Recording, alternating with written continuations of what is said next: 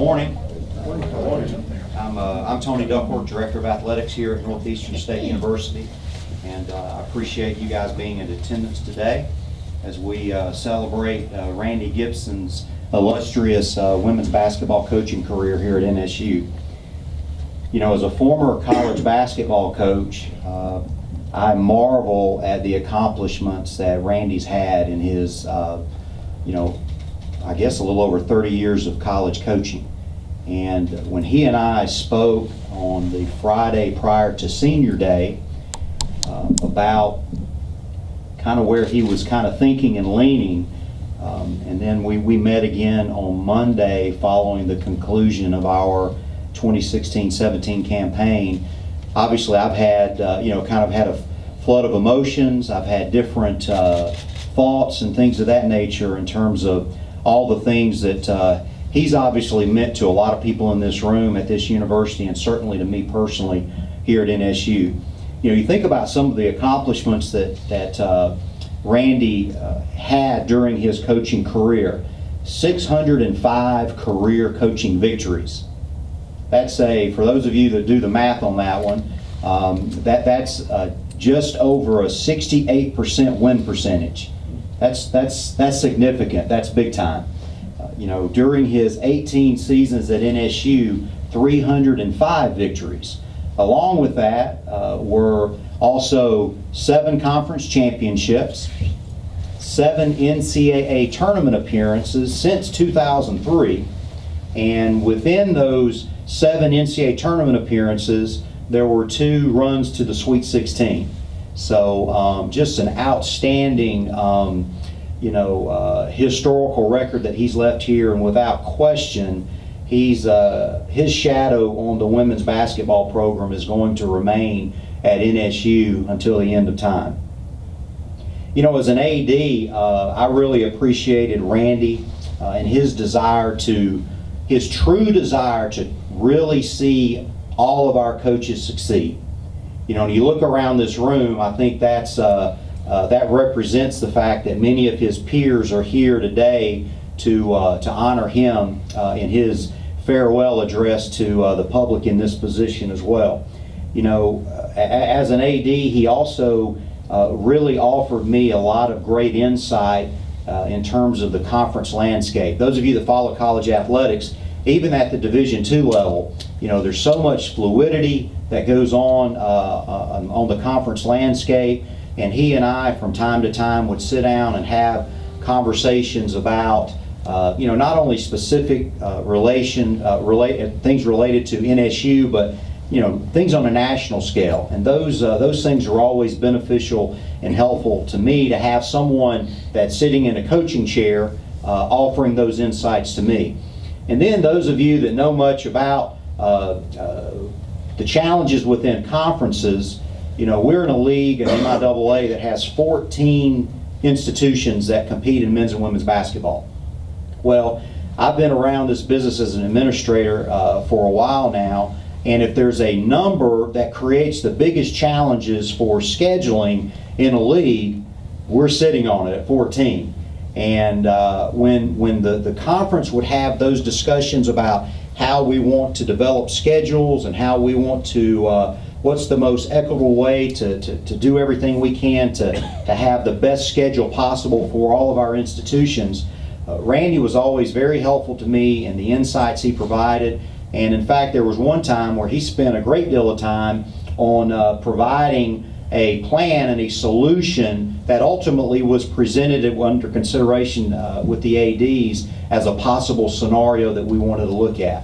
And trust me, there's not many coaches out there that take the time and are invested in it that much to try to do what's best, not only for NSU, but also the institution. So I really appreciated those things that he did and what he meant to me as an AD. In closing, Randy Gipson has worked tirelessly in running a well-rounded women's basketball program. He always represented Northeastern State University in a first-class manner. The 7 NCAA women's basketball tournament appearances NSU has participated in were teams that Randy coached. I wish him the best in retirement, and I look forward to having Randy remain in our wonderful community.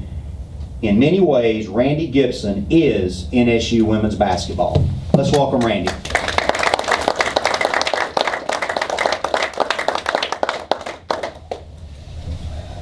Thank you, Tony. You know, you get in that situation and it's hard to have a plan, know for sure what you're going to do. A lot of things run through your mind, and I've reflected and just over these past days when I knew this was going to happen. And I just think back, I guess, my competitive athletic career actually began almost 50 years ago, right around this time when the first time I played Little League Baseball, where they gave you a suit and kept score and had umpires and all that. And I think, for the next 50 years, my life has revolved around, trying to figure out how to do it better. And I've enjoyed every minute of it. That Little League career led to, junior high and basketball and baseball, and I was very fortunate, as all of us are. We all know in coaching and in athletics, one of the things that you learn is that the mentorships, the mentors that you have had the opportunity to work under, are the key to so many things that you do. We don't figure anything out on our own. We do what we do because we have people showing us the way. And obviously a major influence in my life has been my older brother Larry, who all of you know. He's the one that showed me how to put my socks on for that baseball game, I think, that first day, when I was a 10-year-old. And it continued from that, in that vein, from then on. And I was fortunate to have a good high school playing career and got the opportunity to play college baseball at a good level. And so again, literally there hadn't been a season there, for 50 years I have prepared, played or coached and competed in some form of athletic endeavor. And so that's one of the things that jumped out at me, that I'm going to kind of jump off of that roller coaster or merry-go-round here at this point in time. I went back to my hometown and coached in public schools there at the junior varsity level in baseball and basketball, and did that for 3 years, and then got the opportunity to go with Larry, come to Oklahoma back in the fall of 1983. And what a journey that's been. That's given me the last 34 years coaching at the college level. And talking about mentorships, Larry did a great job of developing ties with coaches throughout the whole fraternity of coaches, and some of the very best people that we know of that have ever coached the game. People like Henry Iba, who's a 3-time Olympic coach, Don Haskins, people from that tree, Don Haskins, Eddie Sutton, and so many others. And because I kind of tagged along just like I did when I was that 10-year-old kid, and got the opportunity to sit in on and be a part of those activities, lunches and clinics and so forth. And from that, we developed a kind of a simple philosophy. I think first of all, from my parents, we learned that you work hard and you stay on the job until you get it done, and you be a person of your word. And I tried to abide by that in everything that I did. And then, from Larry and other coaching mentors, I developed a philosophy of how to coach and play the game. And pretty simple: motion offense on the offensive end, man-to-man defense, and we worked to try to put nuances into that. But it was a plan that it was a philosophy that we stayed with and believed in, and I'm always grateful that I had the opportunity to be around people, that taught me so much and gave me a direction and a plan that worked. Something that endured through tough times and helped us have some great times. So, with that, and I have a couple friends from Miami here today, and I'm so grateful that they came up, Jim Ellis and Monty Franks, and people that were there when we showed up in Miami in 1983, and coached at NEO for those 16 years there. And you know, the success and the, you know, relationship, there's a lot of things I learned in that community. It's just about being a part of a community. But when I got the opportunity to come to NSU and follow Larry again, as I did, you know, in the first time there to NEO, you know, it was a wonderful opportunity. And these 18 years here at Northeastern State have just been a time that I just feel truly blessed and grateful for. You know, and we had an interesting, you know, progression there. You know, NSU had just gotten into the Lone Star Conference and just become NCAA Division II. So, you know, it was a very exciting opportunity. And Gil Cloud was the athletic director that hired me. And again, you know, I'm just so grateful for having had that opportunity to be here. And 18 years, how does it go by so quick? You know, there's been great support here, first of all, with the administration, this community, and because of those friendships and connections, I want to continue to be a part of this community and a part of this university. And I've been very fortunate, I feel, that I've been offered the opportunity to continue teaching, you know, working as faculty over in the psychology department, and I'm going to take advantage of that opportunity and to be able to stay connected in that way. But certainly, you know, in coaching, for any success you have, you know, we're dependent on so many other people, and there's so many things that go on behind the scenes, but you know, first of all, the players. I mean, without the players, the committed players that put in incredible, makes incredible sacrifices, you know, to be college athletes and to conform to the team concept and endure, you know, tremendously hard workouts and commitments to, you know, to do things that are the very best for the group. You know, I thank all the young ladies that I've had. They've, you know, I've heard from so many of them here in the last day or two, and I mean, it's just so heartwarming to me, you know, to hear back from them. You know, we've had, I think in the 18 years I've been here, I only know of one player that did not graduate, that completed their, you know, our program. And, you know, I'm so pleased to see the success that those young ladies are having, you know, as they have moved on in their life and their professional lives. And you know, that's very gratifying. I've had outstanding assistant coaches, and certainly, you know, it doesn't happen. You can't do this by yourself. And you know, I've had 5 assistant coaches here that all, you know, put everything they had into it, and again, I'm thankful for those efforts. I've enjoyed the relationships with the other coaches, the colleagues. You know, this level, I think, Division II level, is a little more sane, or it's a little bit less of a business proposition as maybe the Division I level is, and you do kind of really have a chance to develop a fraternity or you know, a group of colleagues that you can talk to and enjoy, and I've appreciated that aspect. You know, I appreciate what our university has done here to try to push us forward. You know, first of all, going to Division II, getting the Lone Star Conference, you know, advancing into the MIAA, you know, the facility that we have here. Yeah, I know, you know, we know it's economics are difficult and always have been, you know, to an extent for a long time.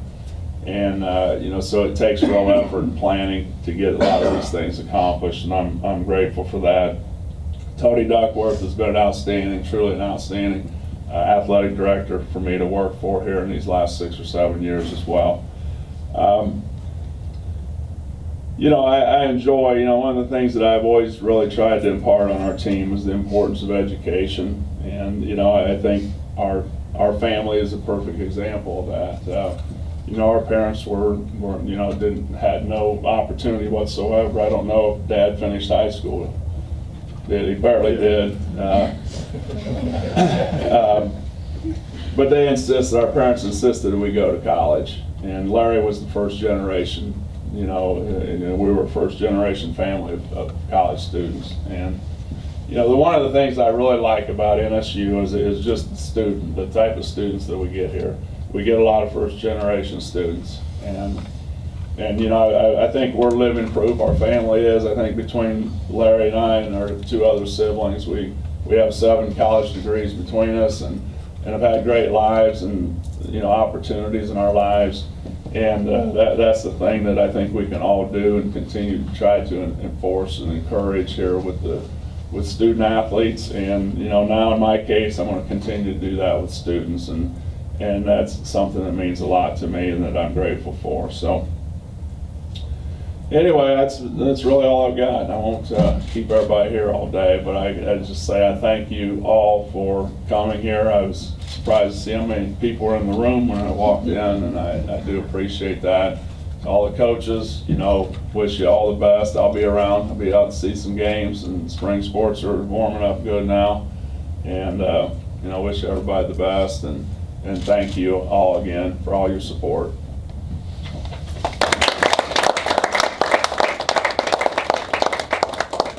Certainly any members of the media would like to have any questions or time afterwards, feel free.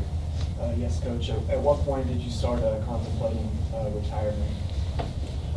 I think, it crosses your mind maybe going back a few years. I mean, I think that you coach, and I don't want to discourage or scare any of our young coaches here, but 34 years, that's a lot of miles, a lot of highway miles. And when as you get to this time of the year, and it's time to get busy and really recruit, and you start mapping out the recruiting trail of, from Texas to Wichita and wherever to catch the junior college region tournaments and the state and high school tournaments and things like that. And probably somewhere at about 2 in the morning driving across the state, arriving at 4 or whatever, and then, to get ready and be somewhere ready to go to work by 9 or so. Those kind of, I think the accumulation of all that, just the general fatigue and, makes you start thinking about it. And, I think I got to the point here where I'm getting up and going to work, and my brother's getting up with the golf clubs in the back of his car. He's turning left to go towards he's turning left. We're next door neighbors. He's turning left to go to the golf course, and I'm turning right to go to work. Maybe that had a little something to do with it. I don't know, but I feel like I've given it my all, and I've got to the point where it's getting a little harder. I think, coaching is a profession where the passion, has to be there every day, all the time. And if you feel like maybe that's slipping a little bit, then I think you have to look at, maybe having somebody else come in and step in. So, it's a gradual thing that's occurred, and, a little bit more here just in the past year than probably. Does any one thing stick out in your mind, A, during your time at NEO, and B, during your time here in Tahlequah? A couple things. I mean, in both cases, I really enjoy the community aspect in both places, and the quality of people that you meet. It's just salt of the earth, and I have no intention of leaving here. I plan to retire and stay here, and to stay involved in community activities and be up at NEO some, and for things that are going on there as well as here.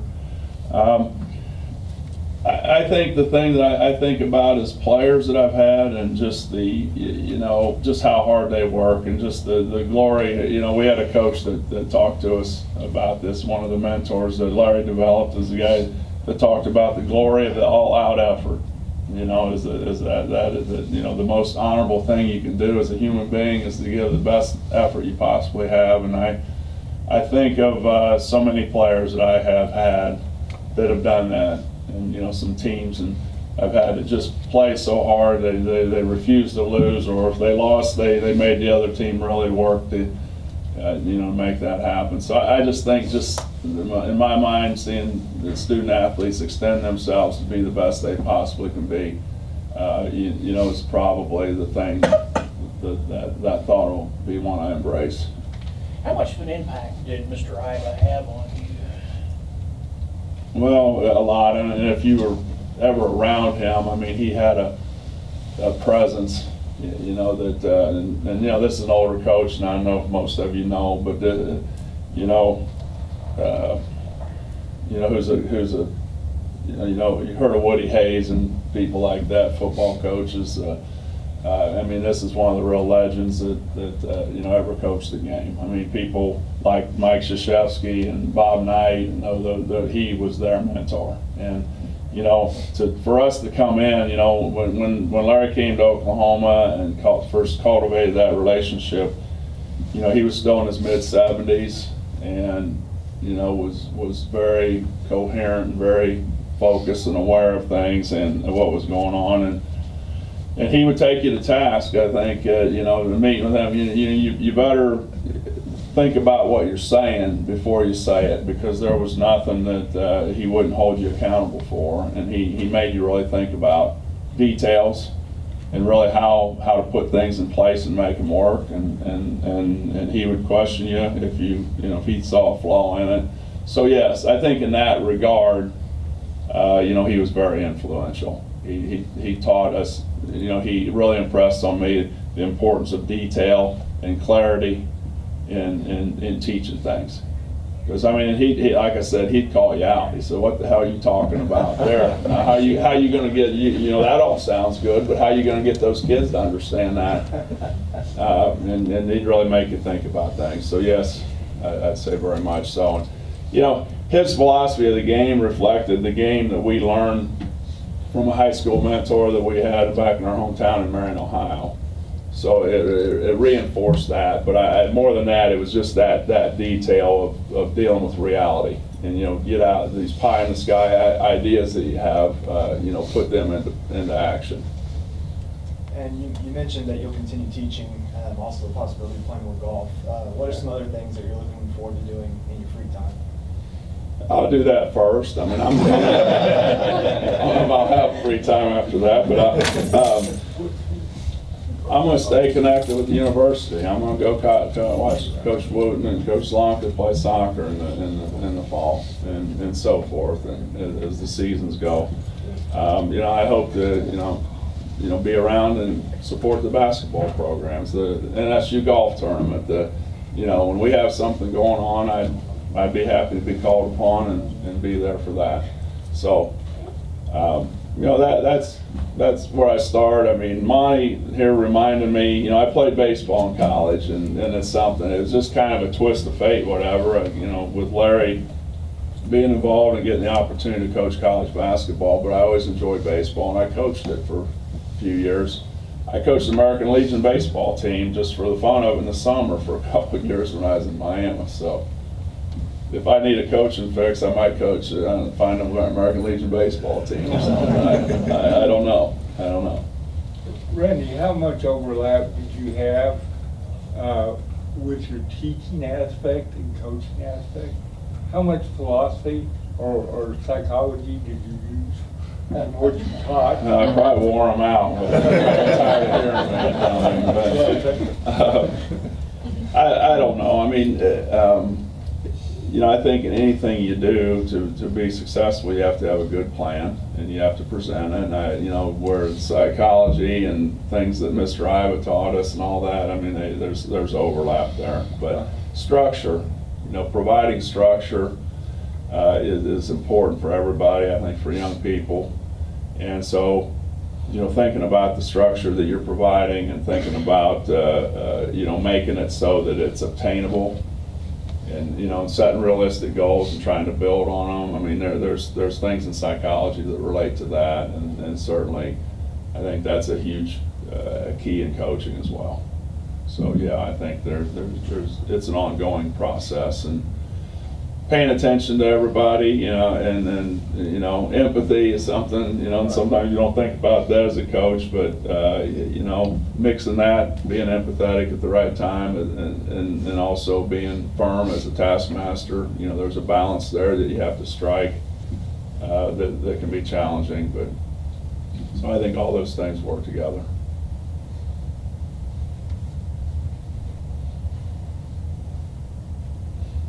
All right, well, thank you all very much again.